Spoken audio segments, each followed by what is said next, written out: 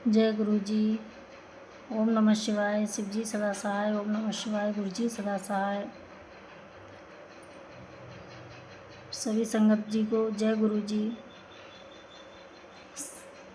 शिव महापुराण रुद्र संहिता का 49 से 51वां अध्याय। रात को परम सुंदर सजे हुए वासगृह में शयन करके प्रातःकाल भगवान शिव का जनवासे में आगमन।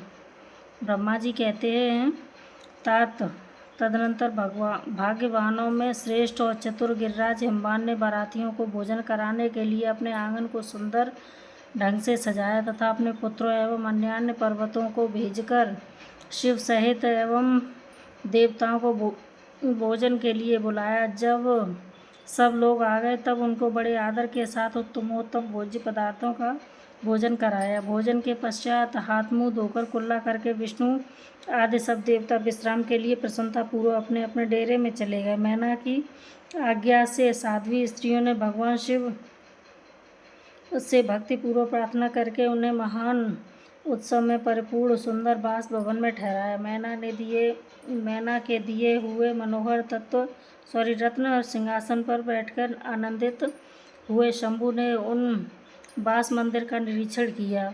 वह भवन प्रज्वलित हुए सैकड़ों रत्नमय प्रदीपों के कारण अद्भुत प्रवाह से उद्भासित हो रहा था। वहाँ रत्नमय पात्र तथा रत्नों के ही कलश रखे गए थे। मोती और मणियों से भरा सारा भवन जगमगा रहा था। रत्नमय दर्पण की शोभा से संपन्न तथा श्वेत चवरों से अलंकृत था। मुक्त मणियों की सुंदर मालाओं बंधनवारों से आवेष्टित हुआ वह बास भवन बड़ा समृद्धशाली दिखाई देता था।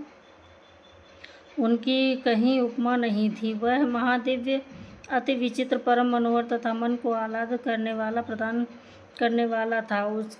उसके फर्श पर नाना प्रकार की रचनाएं की गई थीं।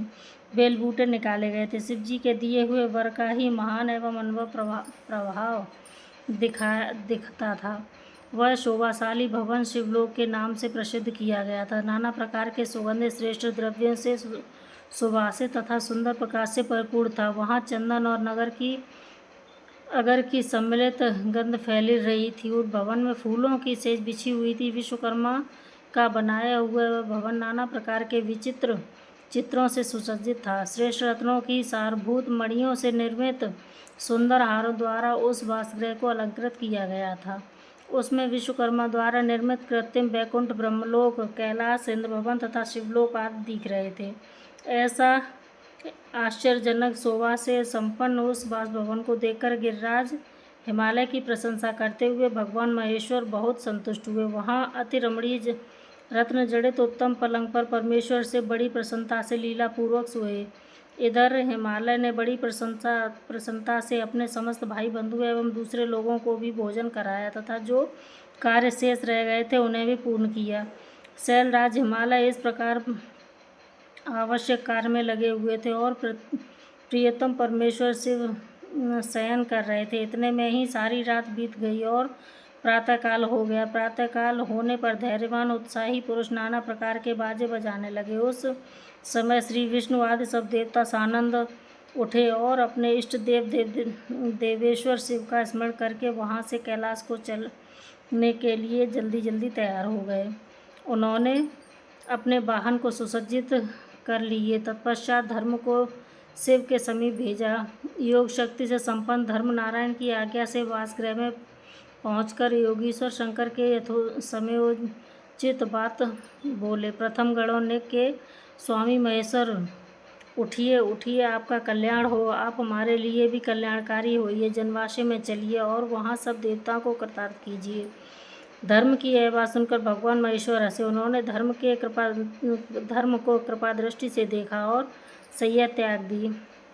इसके बाद धर्म से हंसते हुए कहा, तुम आगे चलो, मैं भी वहाँ शीघ्र ही आऊँगा, इसमें संशय नहीं है। भगवान शिव के ऐसा कहने पर धर्म जनवासे में गए। तत्पश्चात शंभु भी स्वयं वहाँ जाने को उद्यत हुए। यह जानकर महान उत्सव मनाती हुई स्त्रियाँ वहाँ आईं और भगवान शंभु के युगल चरणारविंदों का दर्शन करती हुई मंगल गायन करने लगीं।